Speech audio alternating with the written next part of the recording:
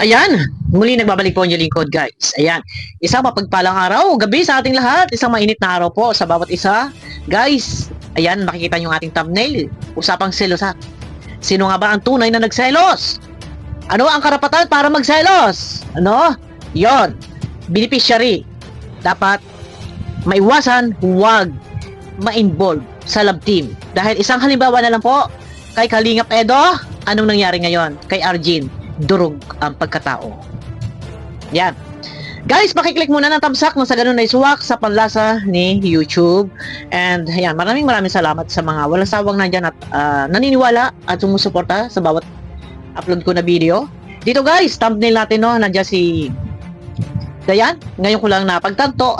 Napagtanto talaga. Ngayon ko lang napansin. Ang ganda pala ng katawan ni Dayan at Bilugan. Balingkinita. Wow. Suwabe. Suwak na suwak. No. Eto na guys. Hindi yan ang topic natin. Nababas si Dayan sa ano kadahilanan. Shoutout sa mga nakapanood ng upload ni Kalingap Dan. At doon sa vlog ni Kalingap Dan, may nabanggit po si Dayan. Baka tayo mabulol ha, parehong di. Dayan Dan, Dayan Dan. Ay! Right? You got it! Bakit gayon? Bakit gayon ang tawa ko? Hindi, Dayan Dan. Ay! Nako, Diyos ko, baka magalit sa akin ng mga panatiko nito at kumiringking, ayan na naman ang kilig ni Bopil kay Dayan Dan. Ay! Good vibes tayo ha. Hindi good vibes. Baka tayo malito ha, Dayan Dan. Dayan Dan. Baka magagalit ka. Okay, magagalit sa akin. Sasabihin na naman, ay, ito talaga si Bopil. Ito, magbibigil ako ng opinion ko. Opinion ko to, wala akong gagamitin na video clip. Baka may gusto makapanood. Bakit po nababas? Si Dayan. Dahil doon sa vlog ni Kalingap Dan kay Dayan, ang sabi po ni Dayan ay parang nakakapagselos na. Dahil ang Dan Joy, si Dan and si Joy ay super. Parang nagkakamubutihan. Ayun po ang sabi. Parang nakakapagselos na yata.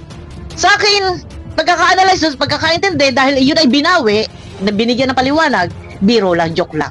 Yun. Gusto niyo panoorin, puntahan niyo. Wala tayong gagamitin na video clip. So, may nagsiselo. Sino? Si Dayan? Hindi. Biro lang naman iyon. Ay, sino nga ba? Tunay na nagsiselos. Ito, bakit nababas? Si Dayan. Sa mga comment, sa Facebook, pinopost. Mga may nagpo-post ng pasaring. Nagagalit yung iba kay Kalingap Dan. Nagagalit yung iba kay Dayan. Ito dapat maiwasan na wag ma-involve ang isang beneficiary sa love team. Ito kasi si Edo may love team, tapos may beneficiary din, vlogger din, charity vlogger. Ito si Arjin. Ano nangyari? Durog ang pagkatao, winasak ang pagkatao ni Arjin. Sino kawawa? Kawawa si Arjin. Ganun na lang, gatungaw na lang halos ang pagtingin ng mga viewers kay Arjin. Parang napakasama, pinalabas na masama sa buong mundo. Ayun na. Dayan Dan. Bakit tayo mali? Ito. Dalawa ang karakter ni Kalingap Dan, charity vlogger and leading man. Marami ang hindi makakaintindi at makakaunawa. Dahil sa pangyayaring ito, meron mga makakaintindi, ito yung mga sumuporta noon bilang si Kalingap Dan ay charity vlogger. Sino ang hindi makakaintindi? Ito yung mga sumusuporta or nanonood sa love team. Ano? Meron mga ibang nanonood sa love team, sumusuporta sa love team ng Dan Joy, maiintindihan din itong kay Dayan. Pero yung iba atakihin ng selos, mga selosa. Ay, nako, Diyos ko. Selosa. Ang tanong, ano ang karapatan ng iba na nagagalit? Dahil nagasilos daw, nagaparaselos. Oy, para sa akin ay wala naman dapat ipagselos. Pero nagagalit lang kasi ayaw nila ng gano'n. Parang ang gusto nila is huwag masagi yung kanilang damdamin or huwag mag-isip sila na kung ano pa man.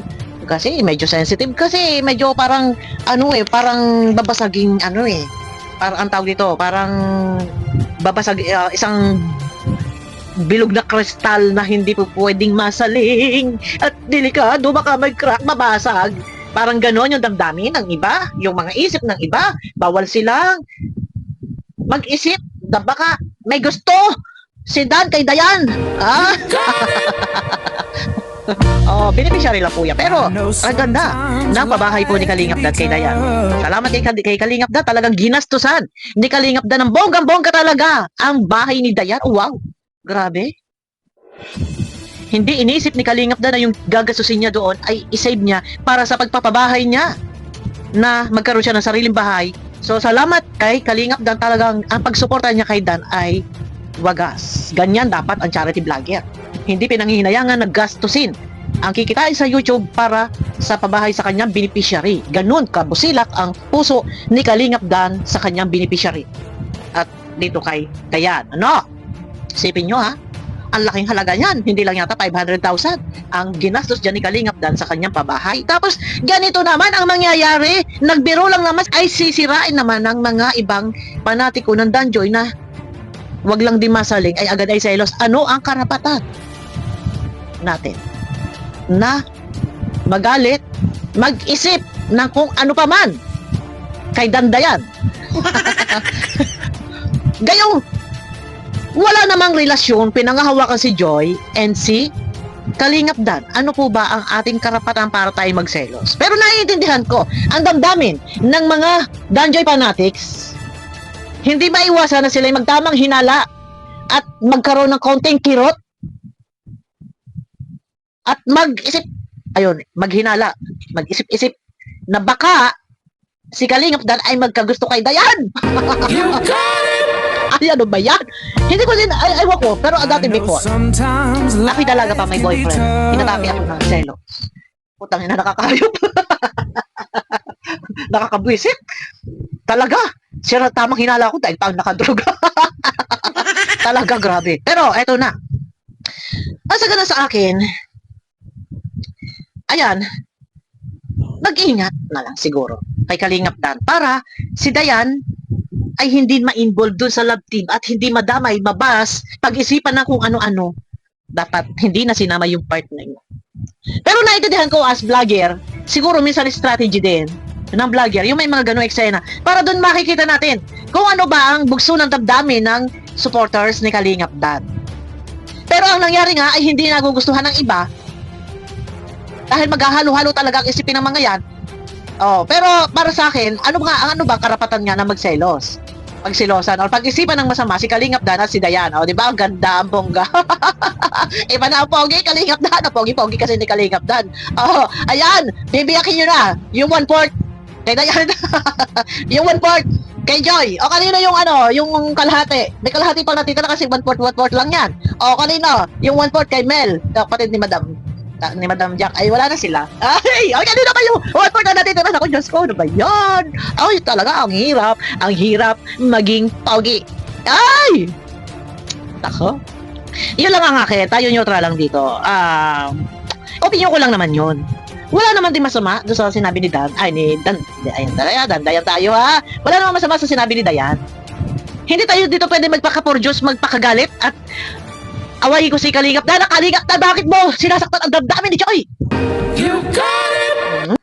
Oh, hindi man. Kasi, ano ba karapatan natin? Alam natin sa panumula, yan ay love team. Sinabi na nga ni Kalingap Rob, nung nakaraan na naman, sinabi ni Kalingap Rob yan ginagawa lang yan para kumbaga makatotohanan. Ay, ayaw nyo maniniwala sa akin, bahala kayo. Baka sasabihin ninyo bandang hula, yan ha, Bopil, totoo nga pala sinasabi mo. O, ayun.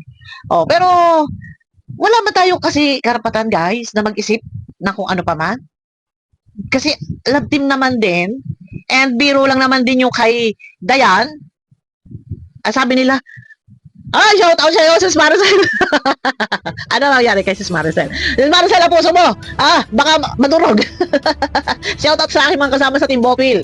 Ayan ako, ilang araw na lang, birthday na ni Joy. Tapos ganito pa, ang nangyari sa ating mga kasamahan dyan na ay medyo stress na naman.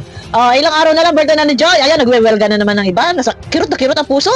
Oy, tumutulo ang puso. Pero para sa akin siguro ito lang ang aking ma-advise. Opinion ko lang naman yan, advice ko lang din. Siguro para sa akin, kasi alam natin na mga panatiko medyo masensitive pa sa ilan. Para sa akin siguro, iwasan na lang na wag magkaroon ng konting usapin sa pagitan ng beneficiary kay Dayan and kay sa love team. Kasi ako ang magsasabi ko sa inyo. Ayan na, ano yung buhok ko. Ako na magsasabi sa inyo. May pangyayari na kay Arjin. Wow ba sa akin ng supporters ang pagkatao ni Dayan sa ibang mga hindi makakaintindi. Pero sana sa lahat, intindihin po natin guys. Wala naman sinabi si Dayan na kung ano pa, maintindihin po natin. Pero yung ibang hindi makakaintindi, dudurugin po yan. Pero sana wag naman. At wala namang ginawang masama. Lawakan lang po natin ng pangunawa and alam nyo, napaka ano yan yung isa ito si Dayan na beneficiary ni Kalingap Dan na talagang tinutukan ni Kalingap Dan na maiahon, mapagawaan ng magandang bahay. Pera po ni Kalingap Dan yun.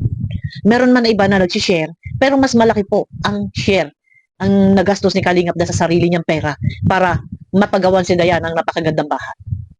Hindi yan pinanghinayangan ni Kalingap Dan. Ako baka ito mapag-isipan pa na kung ano-ano! Ay! Baka isipin pa ng mga viewers, Diyos ko, Kalingap Dan! Pag ito'y pinagbangga-bangga, o ko, Kalingap Dan! Bakit nga baga, no, Kalingap Dan? Bakit nga baga? Ginastusan mo si Joy! Ay, si Joy! Ginastusan mo si si Dayan! Dayan! Ay, good vibes lang tayo. Ayaw ko ma-stress. At ako'y tapos na sa stress. Sa lahat ng ating mga minamahal na viewers, huwag kayong magpaka-stress. Mahirap magkasakit. Na ang sakit natin ay magagaling sa stress. Kaya ang gawin na lang natin, magsisigaw na lang tayo dito, magpapapalarit na lang tayo. Ay! Ay, yun lang po. Di ba? Mahirap na tayo yung stress araw-araw. Stress, amiga. Bahala kayo sa buhay ninyo, pero walang sapat na dahilan para si Dayan ay ibas. Biro lang naman yung binawi naman ni Dayan yun para ako nalilito, Dayan. Para ako nalilito guys, kasi yung name nila parang hindi naglalayo parang combine yung parang ang tawag dito, basta hindi magkalayo. Walang sapat na dahilan para ibas si Dayan. Pero ito na, last advice ko kay Kalingap Dan. Para hindi mabas si Dayan ay siguro iwasan, wag malink, wag ma-involve, wag magbigay ng kanyang pahayag sa patungkol sa Danjoy dahil maraming hindi nakakaintindi. Kung sa part ko, maintindihan ko yan. Ay, yung iba maintindihan, pero yung iba hindi. Hindi maintindihan. Pag-iisipan pa ng hindi maganda si Dayan.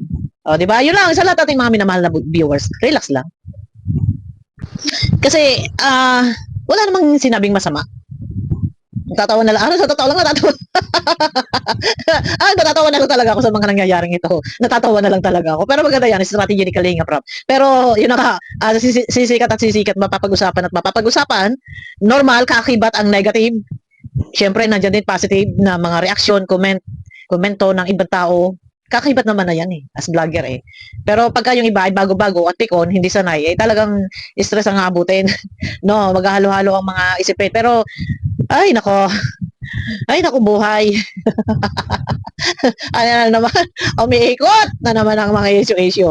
Pero kung ito ay strategy lang, or parang papagising lang yan ni Dayan, ni Kalingap Dan. Kumbaga para sa kanyang vlog ay hinaluan lang yan ng isang mapait na panlasa. So alam niyo kung ano yung tamis. Kasi natikman niyo yung pait. So anong dapat gawin? Yan, i-blender nyo.